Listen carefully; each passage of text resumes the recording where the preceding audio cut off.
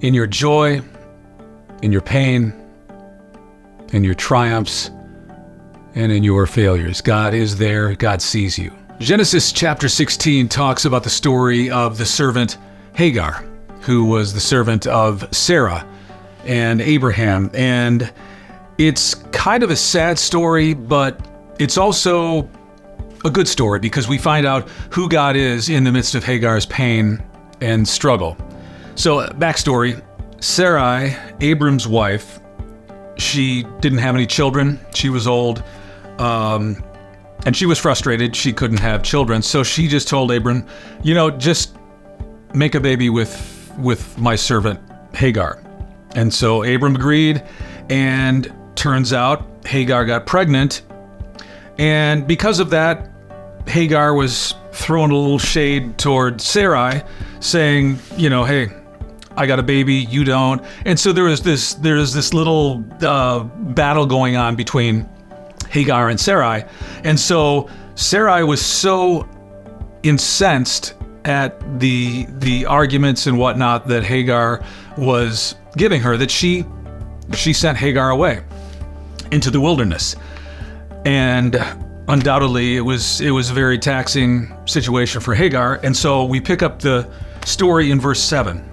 The angel of the Lord found her by a spring of water in the wilderness, the spring on the way to Shur.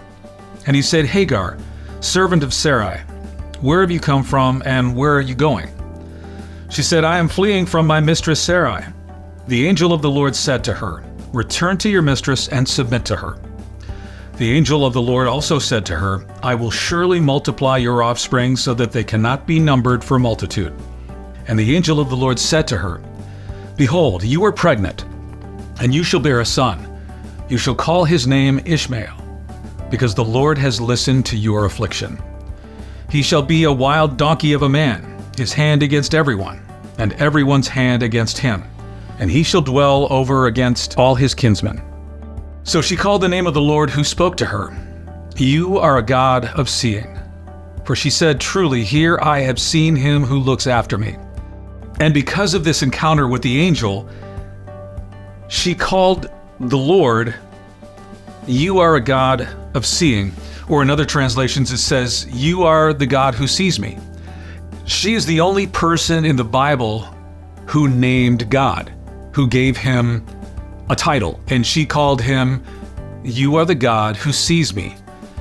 And I love that because she had an encounter with the Lord that she could not deny. And it was so special to her that she named God after her experience with him. You are the God who sees me. And know this, that when you are going through struggle, when you are worried, when you're anxious, when you don't feel like anyone cares about you, that you are completely, utterly alone in your dark room, know this, that God sees you right where you are. He is aware of you, He is conscious of you, and He wants the very best for you. And then in chapter 21, it kind of continues the story, kind of wraps it up. Sarah had a son, Isaac, and he had been weaned, and Hagar's son, Ishmael, was also getting older. And so again, there's this conflict between Sarah and Hagar. And so again, Sarah's like, you got to go. And so again, Hagar was sent off into the wilderness to fend for herself. It says she departed and wandered in the wilderness of Beersheba. And I can't imagine how that must have been with a mother and her child wandering the wilderness with nothing really to eat or drink. So when the food and the water ran out, Hagar, she didn't know what to do. And so in verse 15 it says, when the water in the skin was gone, she put the child under one of the bushes. Then she went and sat down opposite him, a good way off, about the distance of a bowshot. For she said, let me not look on the death of the child. And as she sat opposite him, she lifted up her voice and wept. And God heard the voice of the boy. And the angel of God called to Hagar from heaven and said to her, what troubles you, Hagar? Fear not, for God has heard the voice of the boy where he is. Up, lift up the boy, and hold him fast with your hand, for I will make him into a great nation." Then God opened her eyes, and she saw a well of water. And she went and filled the skin with water and gave the boy a drink. Not only does God see Hagar, he also hears her child crying. He's aware of her child. She didn't want to hear her child die, but God was like, "Don't fear, I've got this."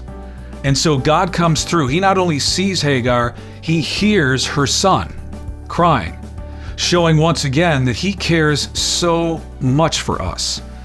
He cares so much for you. And in the same way that he sees you, he also hears you. He hears your cries. He hears your struggles.